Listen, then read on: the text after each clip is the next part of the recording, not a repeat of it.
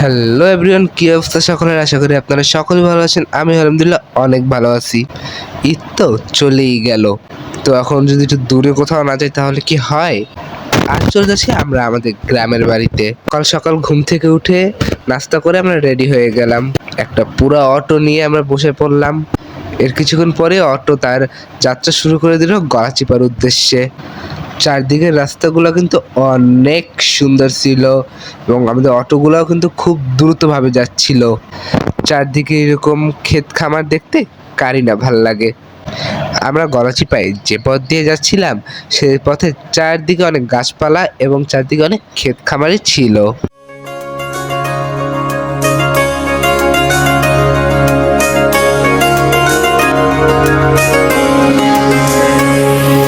স্বপ্ন টানে দিলাম পাড়ি অচিন পথে আপন ছাড়ি।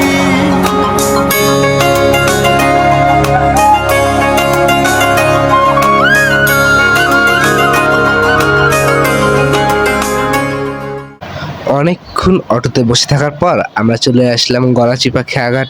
সেখান থেকে একটি ট্রলারে করে আমরা নদী পার হয়ে নিলাম। মূলত আমাদের কথা ছিল আমরা গলাচিপা খেয়াঘাট থেকে একটি স্পিডবোট ভাড়া নিয়ে সেখান থেকে বাড়ি যাব, কিন্তু সেদিন সেখানে স্পিডবোট অ্যাভেলেবেল ছিল না। এজন্য আমরা দুটি অটো রিজার্ভ করে আবার চলে গেলাম সেখান থেকে বোয়ালিয়া ঘাটে। গলাচিপা থেকে আমরা ফোন দিয়ে আগে থেকে একটি স্পিডবোট ভাড়া করে নিয়েছিলাম সেখানে। আমরা সেখানে পৌঁছালে কিছুক্ষণ পরে আমাদের স্পিডবোটটি আমাদের ঘাটে চলে আসে আমাদের নেওয়ার জন্য। স্পিডবোট ঘাটে আসার পর সবাই একে একে করে উঠে পড়লাম স্পিডবোটে। এদিন যেহেতু ঈদের দ্বিতীয় দিন ছিল, এদিন স্পিডবোট ঘাটেও অনেক ভিড় ছিল, এর জন্য এখানে স্পিডবোট অত অ্যাভেলেবেল পাওয়া যাচ্ছিল না। স্পিডবোটে ওঠার সাথে সাথে স্পিডবোট ছেড়ে দিল এবং এখান থেকে আমরা খুব দ্রুত গতিতে চলে যাচ্ছিলাম আমাদের গ্রামের বাড়ির উদ্দেশ্যে। আমরা এখানে সকলেই খুব এনজয় করতেছিলাম। আমার কিন্তু এই নদীটা অনেক ভালো লাগে, বিশেষ করে এই চারপাশে যে গাছগুলো থাকে এই গাছগুলো দেখতে অনেক বেশি ভালো লাগে। স্বপ্ন টানে দিলাম পাড়ি অচিন পথে আপন ছাড়ি।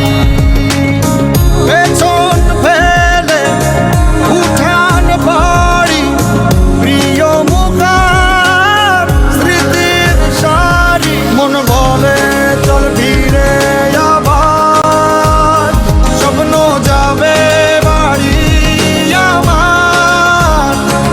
মন বলে চল আজকে এখানে অনেক রোদ ছিল, এছাড়াও দিনটি ছিল শুক্রবার দিন। এজন্য আমি এসে খুব দ্রুতভাবে ফ্রেশ হয়ে চলে যাচ্ছি নামাজ পড়ার উদ্দেশ্যে।